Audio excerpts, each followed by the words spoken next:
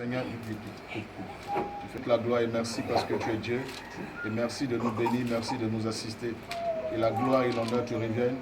Et c'est dans le nom de Jésus que j'ai prié. Amen. Amen. Amen. Amen. Est-ce qu'on peut acclamer Jésus?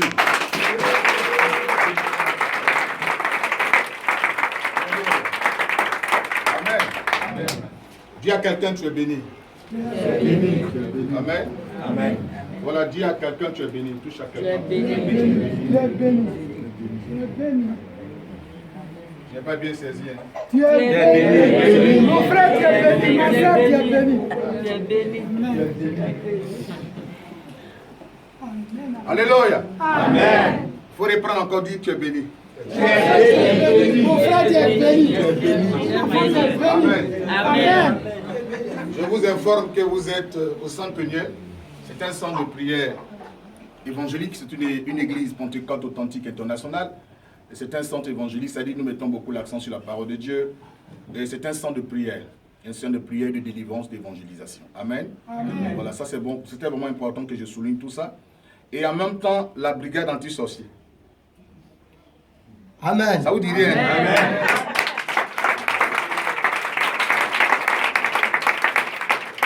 Les Soubara, là, nous réglons le problème ici, les Soubara. Amen. Voilà, les Soubara que vous amènent la nuit, bon, c'est ici nous on règle le problème. Amen. Amen. Nous les délivrons et ils deviennent utiles à la société. Amen. Nous avons délivré des gens qui sont devenus pasteurs aujourd'hui, qui sont pasteurs dans notre ministère. C'est une victoire de Jésus-Christ sur Satan. Amen. Amen. Par moment, il faut dépeupler le royaume de Satan. Il faut éteindre le truc parce que ça fait du bruit. Par moment, il faut dépeupler le royaume de Satan et faire de ces personnes-là, éléments de Satan, n'est-ce pas, des instruments de Dieu. Amen. Amen. Voilà, que Dieu bénisse. Amen. Nous allons comprendre, prenez la parole de Dieu. Qui a la Bible? Je vais parler de quelle est l'attitude adoptée quand on est attaqué. Amen. Amen. Est-ce qu'on a bien saisi?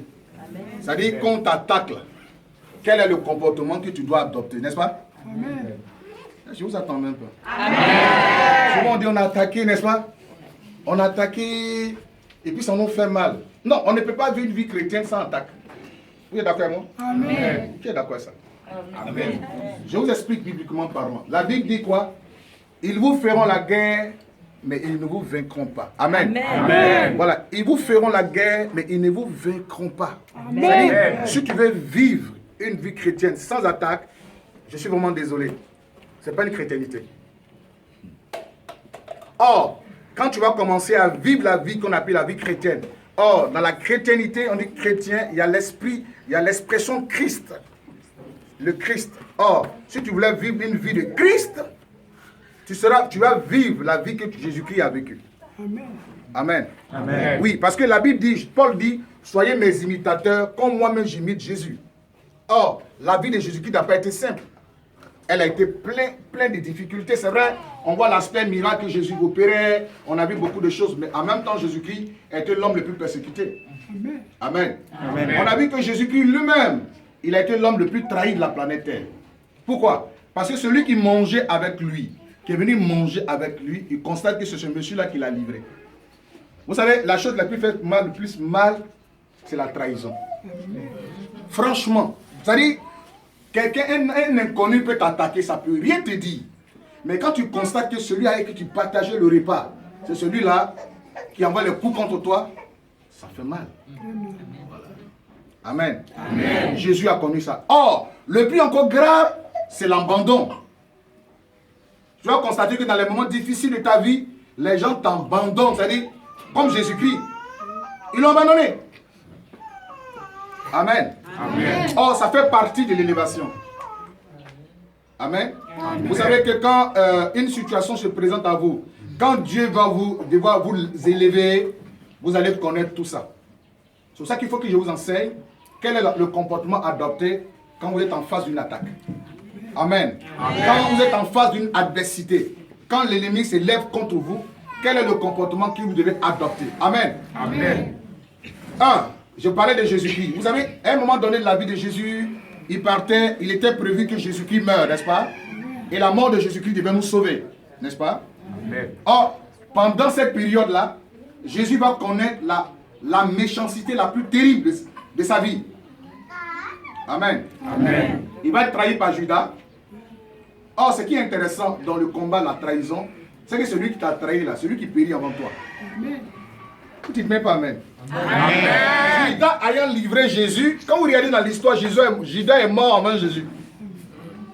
Amen. Avant que Jésus ne meure à la croix, Judas a déjà perdu la vie. Donc, celui qui vient vous trahir, soyez convaincus qu'un jour, cette personne-là tombera en bas vous. Amen. Alléluia. Amen. Amen. Donc, Judas qui pensait trahir Jésus, il a même vendu Jésus.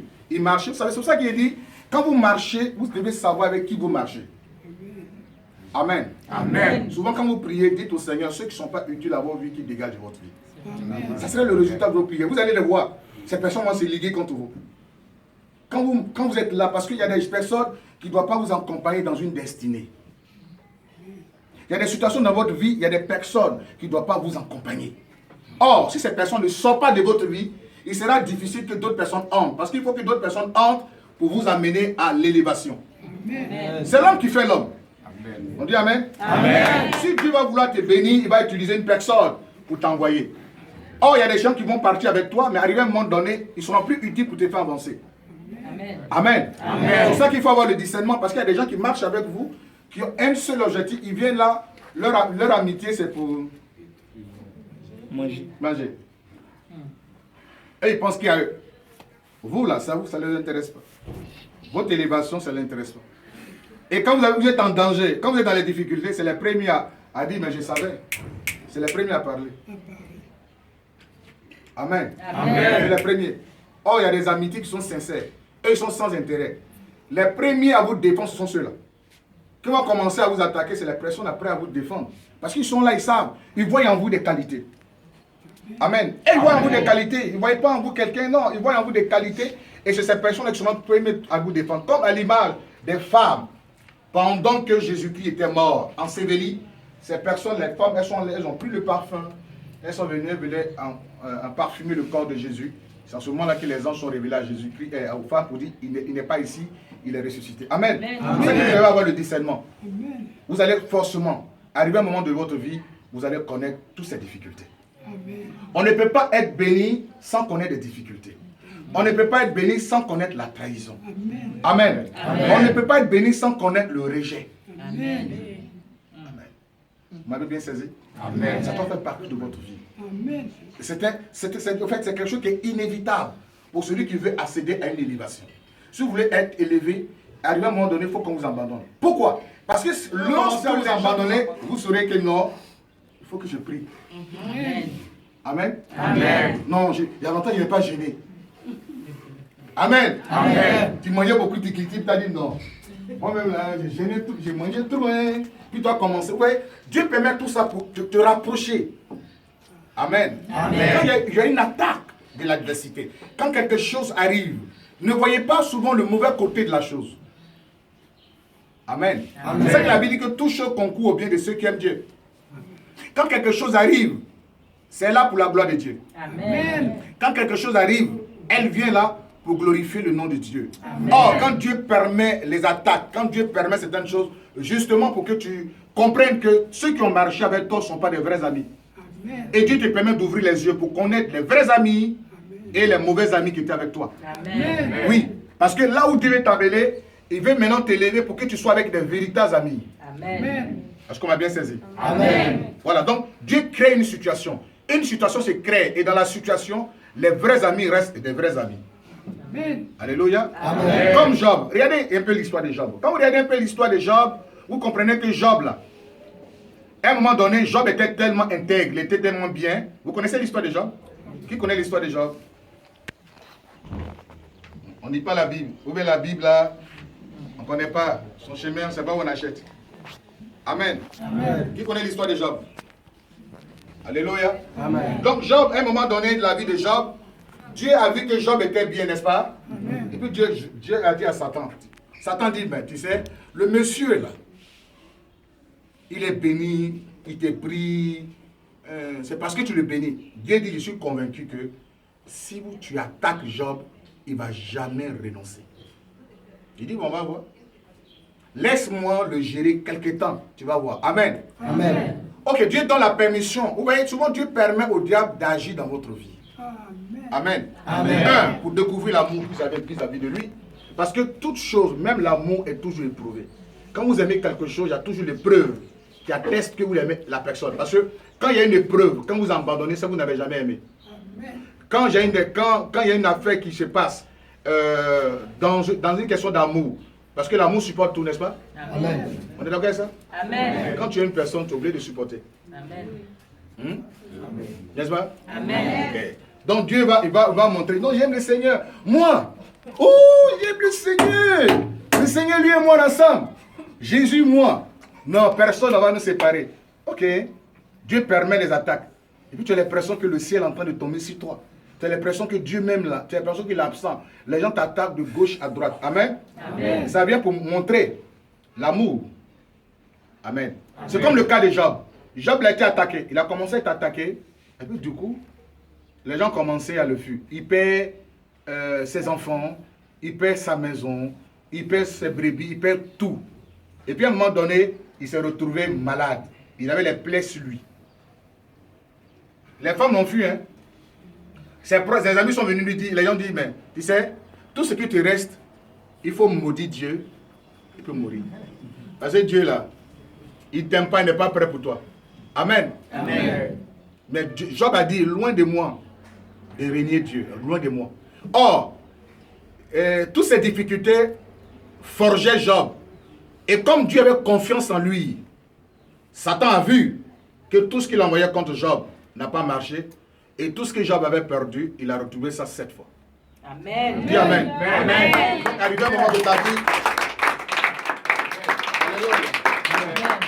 Amen. Amen. Donc il faut comprendre que quand Dieu va vouloir t'élever, il va avoir toutes sortes d'attaques. Amen. Amen. De toutes sortes d'attaques. Maintenant, quelle est l'attitude adoptée dans l'adversité? C'est-à-dire quand le diable t'attaque, dans les différentes attaques, qu'est-ce que toi tu dois faire? Ça c'est vraiment très important. Amen. Amen. Souvent on est attaqué, on se pose la question, qu'est-ce qu'on doit faire? Amen. Amen. Tu as l'impression que qu'est-ce qui m'arrive? Les gens te disent non, c'est parce que tu as péché. En réalité, c'est pas parce que tu as péché.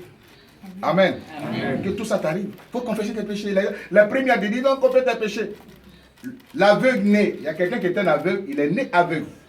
N'est-ce pas? Amen. Quand ils l'ont vu, les disciples l'ont vu, ils ont dit mais Jésus, est-ce que c'est pas parce qu'il a péché et qu'il est comme ça? Parce que c'est pas normal tout ce qui arrive à ce jeune homme. Il est très jeune pour qu'il naisse aveugle, il est très jeune pour qu'il vit cette situation. Jésus dit non, c'est pour que la gloire de Dieu soit manifestée. Amen. Amen. Donc tout ce qui vous arrive, c'est pour que la gloire de Dieu soit manifestée. Donc, face aux attaques, quelle est votre attitude? Nous lisons la parole de Dieu. Nous allons dans la parole de Dieu.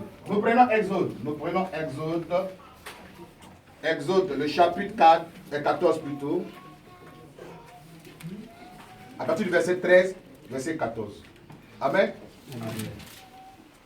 Il n'y a pas un peuple qui a vécu plus d'attaques que le peuple d'Israël. Vous êtes d'accord avec moi? Amen. Voilà. Vous savez, quand vous êtes important, vous êtes objet de beaucoup d'attaques. Je disais comme ça le dimanche passé, la période où on sent beaucoup de pierres sur les toits, c'est la période où les manguiers commencent à produire des mangues. Et puis c'est mûr. À cette période-là, à n'importe quelle heure où il y a des cailloux sur votre toiture, vous ne pouvez pas faire la sieste. Amen. Amen. Oui, chacun a besoin de jeter une pierre. On voit une mangue, on lance, le petit se cache, il lance, brrr. Tu dis, c'est qui? C'est qui? Le jour c'est fini là, il n'y a plus de bruit. Et puis maintenant la période se reproduit encore, vous voyez encore les pieds que les gens jettent. Amen. Amen. Le jour où tu vas commencer à mûrir, le jour où tu vas commencer à être élevé, le jour où tu vas commencer à te positionner, il faut t'attendre.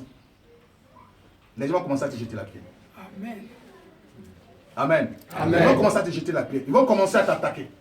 Or, dans les attaques, qu'est-ce que tu dois adopter comme attitude? C'est ce que nous allons essayer de voir. Lisez la parole de Dieu dans Exode 14, le chapitre verset 13, verset 14.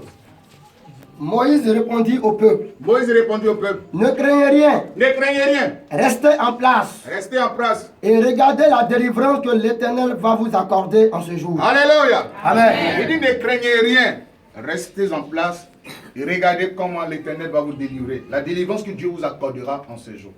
Vous voyez qu'on parle de délivrance, ça dit comment Dieu va vous défaire de cette situation.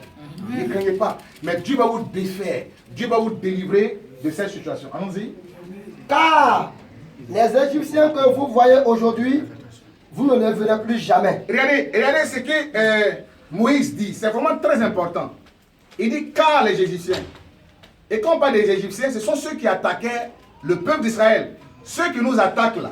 Vous ne les plus jamais les revoir. Amen. Alléluia. Amen. Allons-y. L'Éternel combattra pour vous. L'Éternel combattra pour vous. Et vous, gardez le silence. Très bien. Est-ce qu'on peut acclamer le Seigneur? Alléluia. Je reviens sur le passage. Amen. Amen. Amen. Regardez un peu, ce passage concerne le peuple d'Israël et Exode. Quand on parle d'Exode dans la Bible, le livre où on dit Exode symbolise la sortie. Exode veut dire la sortie. Moïse a écrit Genèse. Le même Moïse a écrit Exode. Il a écrit beaucoup de livres dans la Bible. Lévitique, Deutéronome, Nombre. Tout ça a été écrit par Moïse. Amen. Moïse était un intellectuel. Il a eu sa formation dans la cour de Pharaon. Vous savez que c'est à partir de l'Égypte qu'il y a eu l'écriture née en Égypte. Tout est passé en Égypte. Pharaon, c'est moi. Or, ici, dans le passage ici, on nous parle de la sortie. Arrivé à un moment donné du peuple d'Israël, le peuple allait séjourner sur un territoire qu'on appelle Égypte. Or, le sol égyptien n'appartenait pas au peuple juif. Or, la destinée d'Israël était Canaan. Arrivé à un moment de leur histoire, ils sont allés en Égypte. Amen. Amen. Maintenant, arrivé en Égypte, la destinée s'est transformée. Au lieu qu'ils soient des hommes bénis, comme dit la parole de Dieu, ces personnes-là furent transformées en esclaves. Vous comprenez? Amen. Esclaves, pendant combien de temps? Pendant 400, mais il y a 30 ans qui se sont ajoutés. Pourquoi les 30 années? Parce que le peuple d'Israël, Dieu avait donné la prophétie à Abraham, que ton peuple sera esclave dans un pays étranger et ce peuple restera pendant 400 ans. N'est-ce pas? Amen. Or, quand vous regardez l'histoire, la Bible dit que Dieu ne ment pas. Mais regardez un peu cette histoire. Le peuple, au lieu de faire 400 ans, ils vont faire 30 ans de plus. Pourquoi? Parce qu'à partir de cette période-là, ils avaient compris, ils pensaient que Dieu les avait abandonnés. Eux, ils pensaient qu'ils étaient égyptiens. Vous comprenez? Écoutez très bien. Ils s'est mélangés au peuple égyptien. Ils pensaient. Mais quand ils ont compris que leur situation n'était pas, leur territoire n'était pas l'Égypte. Vous voyez, si vous ne comprenez, vous-même, vous ne vous révoltez pas par rapport à la situation dans laquelle vous vous trouvez, Dieu ne va jamais vous délivrer. Amen. Amen. Parce qu'il y a des gens qui se plaisent dans l'esclavage. Vous recevez les miens, vous pensez que c'est ça. Non, c'est pas ça. Quand vous regardez, quand vous constatez que vos vies là, vous êtes l'endroit où vous ne devez pas être. Quand toi-même tu te regardes, tu te dis non, c'est pas ça ta vie. Oh, toi tu fais avec. Oh non, il ne faut pas faire avec. C'est ce que le peuple d'Israël faisait. Il faisait avec. Oh non, il ne fallait pas faire avec. Le jour où ils se sont révoltés dans la prière, Dieu a envoyé Moïse. Amen. Alléluia. Amen. Le jour où vous allez vous révolter dans la prière, Dieu envoyera Moïse. Amen. Amen. Amen. Ça veut dire sortie des eaux. Le nom Moïse veut dire sortie des eaux. Or, les eaux, dans la parole de Dieu, c'est symbole des difficultés. Quelqu'un qui va nous faire sortir des difficultés. Amen. Amen. Le jour où vous allez comprendre que la place où vous trouvez, l'endroit où vous trouvez n'est pas Canaan, que vous priez, vous allez voir quelqu'un comme Moïse, que Dieu amènerait pour vous délivrer. Amen. Amen. Donc, pendant qu'il priait, Dieu va fabriquer Moïse. Et Moïse a eu son histoire. Il y avait l'histoire de Moïse. Et Moïse va venir, n'est-ce pas, avec un esprit. Il ne discutait pas. Il a dit à Pharaon, d'abord, vous connaissez l'histoire de Moïse qui a grandi en Égypte. Après ça, il a fui parce qu'il n'était pas égyptien. Il va être formé dans le désert pendant 40 ans. Il va revenir encore pour dire, Dieu m'a envoyé délivrer Israël. Amen. Amen. Or, quand il s'est adressé à Pharaon, Pharaon a vu ça comme, Pharaon a vu ça comme une plaisanterie. Vous m'avez bien saisi? Amen. Pharaon a vu ça comme une plaisanterie. Il dit, laisse aller le peuple pour servir l'Éternel. Ok. Pharaon ne voulait pas. Et il y a eu 10 plaies, n'est-ce pas? Amen. Il y a eu 10 plaies. Or, la 10e plaie, c'était la mort des premiers-nés en Égypte. Quand les premiers-nés sont morts, Pharaon a décidé de faire partie. Mais ce n'était pas de tout son cœur. Ok. Amen. Au moment où le peuple d'Israël sortait, parce qu'il y avait un raccourci quand vous lisez la parole de Dieu. Allons-y, on va essayer de voir un peu la parole de Dieu.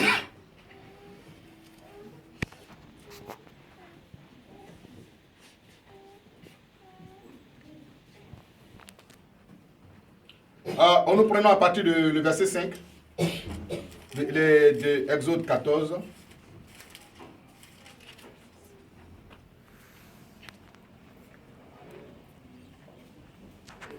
On annonça au roi d'Égypte que le peuple avait pris la fuite. Alors le cœur de Pharaon et celui de ses serviteurs fut changé à l'égard du peuple. Il dit, qu'avons-nous fait en laissant aller Israël, dont nous n'aurons plus les services? Et Pharaon attela son char et il prit son peuple avec lui. Il prit 600 chars d'élite et tous les chars de l'Égypte. Il y avait sur tous des combattants. L'Éternel endurcit le cœur de Pharaon, roi d'Égypte, et le Pharaon poursuivit les enfants d'Israël. Les enfants d'Israël étaient sortis la main levée. Les Égyptiens les poursuivirent, et tous les chevaux, les chars de Pharaon, ses cavaliers et son armée les atteignirent, campés près de la mer, vers Bi-Ayarouk, vis-à-vis de Baal. Pharaon approchait, les enfants d'Israël levaient les yeux, et voici les Égyptiens étaient en marche derrière eux. Et les enfants d'Israël eurent une grande frayeur et criaient à l'Éternel.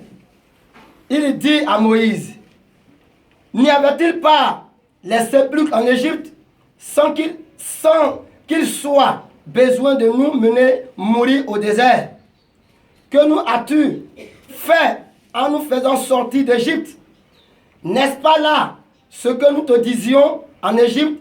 Laisse-nous servir les Égyptiens, car nous aimons mieux servir les Égyptiens que de mourir au désert. Amen. Amen. Et le verset 1, le verset 14, le verset 1. L'Éternel parla à Moïse et dit, parle aux enfants d'Israël qui se détournent et qu'ils campent devant Bil-Ariok entre Migol et la mer vis-à-vis de Baal-Téchon. C'est en face de ce lieu que vous camperez près de la mer. Très bien. Le chapitre 13, le verset 17. C'est pour vous m'amener à comprendre un peu l'histoire. Allons-y. Lorsque Pharaon laissa aller le peuple, Dieu ne le conduit point par le chemin du pays des Philistins. Vous comprenez? C'est-à-dire quand le Dieu a laissé le peuple, il y avait le pays des Philistins, le pays là, c'était un peu plus proche de Canaan. Il devait passer par ce pays pour atteindre Canaan. Dieu dit non, ne passez pas par ce pays. Allons-y. Quoique le plus proche. Quoique le plus proche, c'était le plus proche pour atteindre Canaan. Car Dieu dit, le peuple pourrait se repentir en voyant la guerre et retourner en Égypte. Ok. Dieu dit, bon, ok, ce combat-là, si c'est un peu proche, bon, je vais les détourner parce que c'est pas bon. Moi, j'ai quelque chose à faire. Allons-y. Mais Dieu fit faire au peuple un détour pour le chemin du désert. Alléluia. Vers la mer Rouge. Amen. Amen. Amen. Amen. C'est que vous devez comprendre que la situation dans laquelle vous vous trouvez ne dépend pas de vous. Ça dépend de Dieu. Amen. Amen. Amen. Dans lequel vous vous trouvez maintenant, là, ça ne dépend pas de vous, ça dépend de Dieu. Dieu crée une situation, n'est-ce pas? Parce que lui seul est le maître des temps. Lui seul est le maître des circonstances. Lui seul sait pourquoi. Mais face à l'attaque, face à certaines choses, on dit, Dieu même était le maître qui les conduisait. Il savait mieux ce qui pouvait plaire, ce qui était bien pour Israël. Mais en même temps, il fait un détour pour dire, bon, ok, il faut que vous passiez vers la mer Rouge. Or, devant la mer Rouge, quand vous lisez le chapitre 14, le verset 14, à partir du verset 13, devant la mer Rouge, j'avais vu que le peuple a commencé à murmurer. Bien avant ça, les gens ont dit, mais Moïse, on préférait maintenant mourir parce que on a l'impression que les gens vont nous tuer et puis on n'a pas de tombe. Amen. Amen. Vraiment, on n'aura pas de tombe. Et puis, c'est pas bon, Moïse. Vraiment, Moïse, là, on dit que c'est un sorcier. Vous voyez que tout est bizarre autour de vous. Vous voyez que la situation est bizarre. Vous posez peut-être la question, c'est ce que vous devez avoir. Vous savez, quand vous êtes dans une attaque, vous êtes en train de vivre une situation, d'abord, est-ce que vous devez d'abord chercher à comprendre, est-ce que vous-même, vous êtes en train de faire la volonté de Dieu? Ça, c'est un. Amen. Amen. Ça, c'est le premier point. Regardez dans le plan de Jésus. Regardez dans le jardin de Gethsemane. Quand ça arrivait, la situation arrivée, Jésus a dit, Jésus voulait prendre une décision, n'est-ce pas? Amen. Amen. Amen. Mais il a dit, non pas ma volonté soit faite, mais que ta volonté soit faite. Amen. Dans l'attaque, dans le jardin de Gethsemane, Jésus n'a pas cherché sa volonté, mais il a cherché celle de Dieu. Amen. Amen. Or, la volonté de Dieu, là, ce n'est pas forcément ce qui te prend pour te déposer sur un lit. il y a des difficultés dedans. Il faut accepter. Amen. Amen. Or, la volonté de Dieu ici dans le passage, il fallait vraiment passer par la mer. Or, quand on regarde la mer, c'est difficile. Parce que la mer, il fallait traverser la mer. Or, traverser la mer, vous comprenez un peu, c'est tout sur des difficultés. On ne peut pas traverser l'océan. L'océan ne peut pas se fendre en deux. C'était difficile pour eux de croire. Or, Moïse dit, l'Éternel combattra pour nous. Regardez, quand vous lisez le verset 14, l'attitude que vous devez d'abord comprendre, d'abord chercher à si vous êtes dans le plan de Dieu. Et puis maintenant, chercher à savoir, le deuxième point, la volonté de Dieu. Quelle est la volonté de Dieu? Or, la volonté de Dieu, c'est de prier. Vous devez chercher à avoir une vie de prière. Regardez, maintenant, la chose que vous devez faire, c'est de compter sur Dieu. Amen. Amen. Vous comprenez? Amen. C'est de compter. Il dit, Moïse répondit, ne craignez pas. C'est vraiment très important. Face à une adversité, face à une attaque, vous ne devez pas craindre. Si vous êtes convaincu que Dieu est avec vous, si vous êtes convaincu que vous marchez selon Dieu, vous ne devez même pas craindre. Amen. Parce que quand on craint, ce n'est plus la foi. Quand vous avez peur, quand on vous attaque, quand vous avez peur, ce n'est plus la foi. Moïse dit, ne craignez pas. Amen. Amen. Quelle est la position de ton cœur? Tout ça, c'est important. Amen. Amen. C'est arrivé, mais Moïse dit, ne craignez pas. Regardez. Restez en place. Ça, c'est très important. On ne craint pas, c'est-à-dire on reste en place. On ne jette pas le coup d'œil ici pour dire, non, il faut qu'il parte chercher un petit médicament un peu pour me soulager. Comme à Paris où j'ai cassé beaucoup de canaris sous les lits des gens. Amen. Je demande, monsieur, tu es féticheur ou bien c'est fétiche, je suis en train de voir. C'est qui je vois là même là. Féticheur, il a 2 canaris. Toi, tu as eu qu'à 7. Toi, tu as eu qu'à 7 canaris. C'est quel problème? Amen. Amen. Donc, Moïse est clair là-dessus. Hein, et il dit, restez en place. Là, tu as eu ta position, ta chrétiennité là. Il faut rester chrétien. Amen. Non seulement ça, tu n'as pas peur de ce que tu arrives, mais il faut rester chrétien. C'est-à-dire qu'il faut avoir le comportement d'un chrétien qui n'est pas ouvrir la bouche quand Dieu ne te demande pas d'ouvrir. Il faut parler quand Dieu te demande de parler. Il faut rester en place. Parce que quand on compte sur Dieu, on est serein. N'est-ce pas? Amen. On dit Amen. Amen. Il faut garder ta sérénité. Il dit, restez en place. Ça, c'est vraiment très important. Et puis, regardez la délivrance. Ça dit quoi? Vous savez, quand vous êtes en face d'une attaque, vous voyez le futur. Si vous voyez ce qui se passe maintenant, vous n'allez jamais croire à votre futur. Vous n'allez jamais croire que vous serez délivré. Il dit, regardez. C'est-à-dire, il projette Israël dans le futur pour dire, ce qui est en train de se passer là, ça n'a rien à voir avec ce que tu vas t'accorder demain. Amen. Amen. Amen. Ce que vous êtes en train de vivre là, c'est-à-dire, ne regardez pas à ça, regardez à demain. Or, demain veut dire, Dieu va vous délivrer. Amen. Or, ce qui est intéressant, il dit, les Égyptiens que vous voyez là, ils sont en train de faire des bruits, hein, ils bavardent, mais vous ne les verrez plus jamais. Amen. Amen. Il dit, vous ne les verrez plus jamais. Or, il dit, l'Éternel combattra pour vous. Vous savez, quand vous demandez à quelqu'un de combattre pour vous, mais vous, naturellement, vous ne devez pas prendre la place de la personne. Amen. Amen. Or, quand quelqu'un commence à combattre pour vous, vous regardez la personne, allez jusqu'au bout. Il dit, gardez le silence. L'attitude que toi tu dois avoir face à ces attaques, c'est de rester dans la présence de Dieu. Dis Amen. Amen. De rester dans la présence de Dieu. Vous savez, il n'y a pas de plus puissant que la prière d'un chrétien. La Bible déclare que la prière fervente du juste la présence fervente du juste est quoi? A une grande efficacité. A une grande efficacité. La prière fervente du juste a une grande efficacité. Dieu permet certaines choses pour que tu rentres dans sa présence. Donc, quand il y a une attaque, l'attitude que toi tu dois avoir, c'est d'être serein, de garder ta sérénité. Amen. Quand tu confies une affaire à Dieu, ne regarde plus à tout ce qui se passe. Tout ce que tu vas entendre, tout ce que tu vas voir, ça ne doit rien te dire. Or, les gens, ils voyaient les Égyptiens venir avec les flèches. On les tuait. Ils rencontraient les choses, ça les faisait peur. Ils les terrorisaient, les paroles. Non. Moïse dit, gardez le silence. Hein? N'ayez pas peur, ne craignez pas. Car ceux que vous voyez en train de bavarder là, ceux que vous voyez en train de s'acharner sur vous là, on n'allait plus jamais les voir parce que l'Éternel a pris le combat en main. Amen. Amen. Amen. Dieu prend vos combats en main. Amen. Quand Dieu prend le combat en main, tout ce que vous voyez à côté là, ce n'est que des histoires drôles. Amen. Amen. La seule attitude que vous devez avoir, est-ce que réellement vous êtes en train de faire une volonté de Dieu? Amen. Parce que souvent dans les attaques, dans les combats, dans les choses que nous vivons, on a envie de nous venger. Amen. Amen. On a envie de nous venger. Ah, tu es sorcière. Oui, ok. Et puis on prend un petit médicament, on met dedans. Quand la personne mange, elle va en Mauritanie. Et que c'est elle qui a été la première à m'attaquer. Donc moi j'attaque. Je ne savais pas mon sorcier. Donc je connais mon sorcier. Il faut qu'il mette dans le placali et sauce jumblée. Comme elle aime sauce jumblée là, je vais mettre quelque chose dedans. Quand la personne commence à pleurer, ah, tu es malade, je ne sais pas où. Et puis elle tue la personne. Non, vous savez, quand Dieu commence à vous venger, vous n'avez pas besoin de tous ces petits détails. Amen. On dit Amen? Amen. Non, vous n'avez pas besoin de ces détails.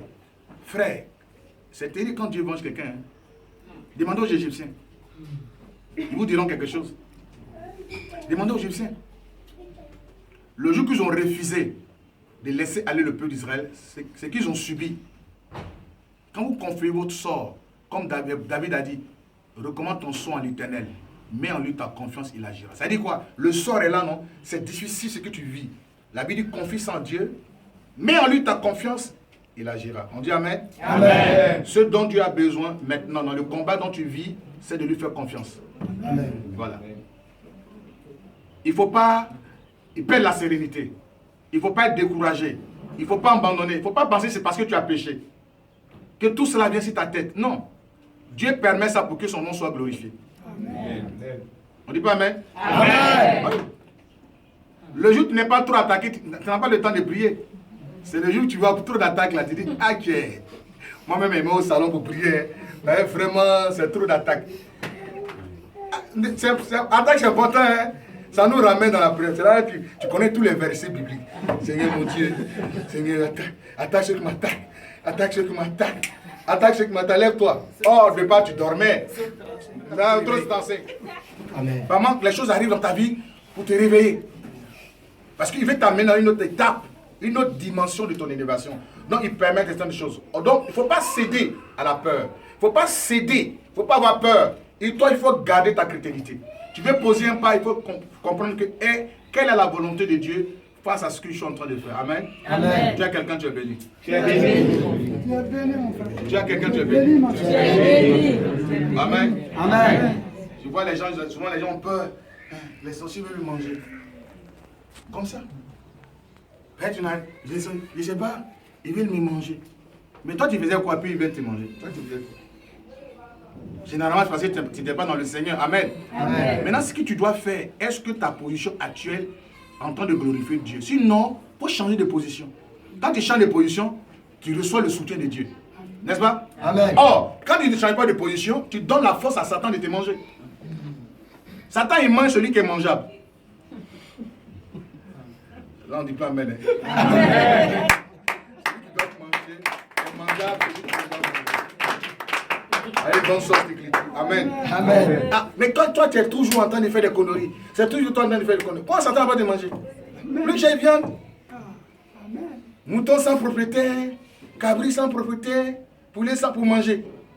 Or, quand tu commences à voir des choses, toi, tu dois te poser la question, là où tu es, est-ce que ça honore Dieu? Ça, c'est le premier point d'interrogation.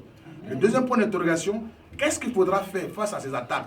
Jésus dit, non pas ma volonté, que ta volonté soit faite. Or, Jésus a regardé Dieu faire ce qu'il avait envie de faire de sa vie. Vous m'avez compris? Amen. Jésus n'a pas dit, non, je ne veux pas. Jésus dit, que ta volonté soit faite. Or, la volonté de Jésus-Christ, c'est que Jésus soit humilié, soit attaqué, mais au-delà de l'attaque, il y a une espace d'élévation. Tout ce que Dieu a besoin de toi et de moi, c'est ton cœur. Quelle est la position de ton cœur? C'est vrai que le diable nous attaque. Il s'acharne sur nous. J'ai dit que heureusement qu'il y a diable, sinon c'est pour ça qu'on vient à l'église. Entre nous, s'il n'y avait pas de diable, qui allait venir à l'église? Chacun allait prendre Jack Daniel en train de boire. Le diable a joué son rôle, hein? Il nous a aidés. Vous dites pas Amen. Et quand le sorcier t'attaque, tu vas à l'église, tu vas chercher une Bible. Tu dis, mais la Bible même c'est combien même? Comment on achète Bible? Oh, tu connais le prix de tous les portables. Quand il y a attaque, tu dis, là, où on vend Bible, mais où on vend Bible? Même tu as envie de prendre Bible même pour dormir, Bible. Tu veux prendre ta tête pour dormir sur Bible. Tu penses que c'est ce qui va te sauver. Le diable est important, hein? Négligez-le. Amen. Donc il joue pleinement son rôle. Il nous permet de nous rapprocher. Je dis souvent à Satan, tu sais Satan, tu m'aides à m'approcher de Dieu. Amen. Amen. Je lui dis ça souvent. Vous savez, quand je suis trop attaqué, je dis, tu m'aides à m'approcher. Parce que tu ne pourras jamais me décourager, Satan.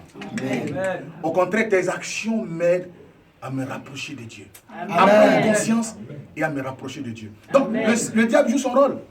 Qui d'entre nous ici, là, qui est venu à l'église, puis il n'y a rien.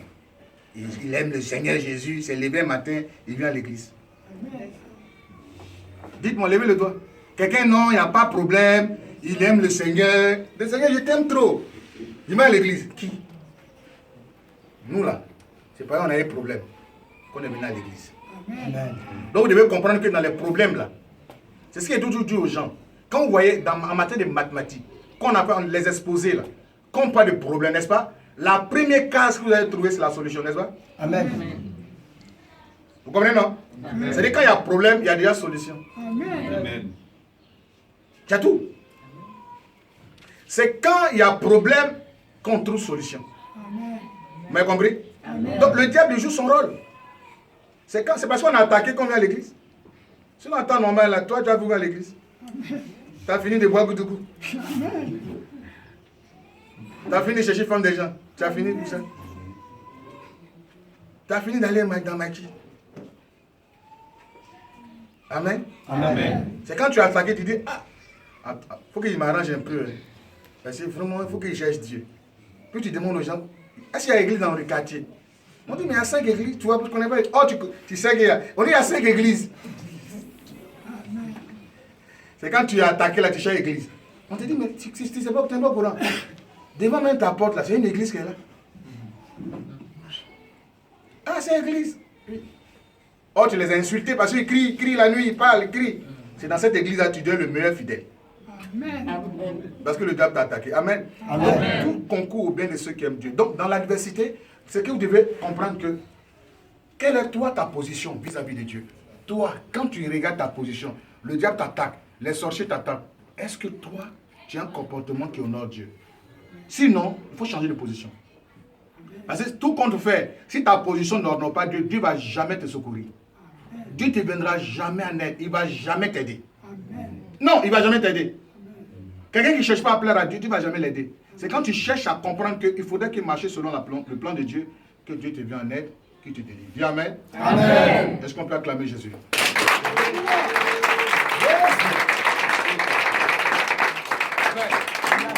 C'est pour ça que la conversion, ça s'impose à nous. C'est pour cela que la chrétienté s'impose à chacun d'entre nous. Il faudrait que nous puissions vraiment donner tous nos cœurs à Jésus. Amen. Amen. Amen. Dis, Seigneur, je vais te donner mon cœur. Seigneur, je te donne mon cœur. Vous avez parlé à sincérité. Seigneur, je vais te donner mon cœur. Amen. Amen. Amen. Amen. Souvent on est voyou. Souvent on est têtu. On va à l'église, tout va bien, on a l'impression, ou même souvent, on ne va même pas à l'église, on a l'impression que tout va bien. Or, Dieu aimerait nous toucher. Donc, il y a des situations que Dieu présente parce qu'il veut notre cœur. Ça veut dire quoi? Quand Dieu veut ton cœur, ça veut dire que tu n'es plus maître de toi-même. Tu dépends de la volonté de Dieu. Amen. C'est ce que Dieu veut là, que tu dois faire. Parce que le chrétien ne marche pas selon lui, il marche selon le plan de Dieu. Amen. Amen. Alléluia. Amen. On dit Amen. Amen. On dit à Jésus, je veux que tu sois le maître de mon cœur. Jésus, je veux que tu sois le maître de mon cœur. Est-ce qu'on peut l'acclamer?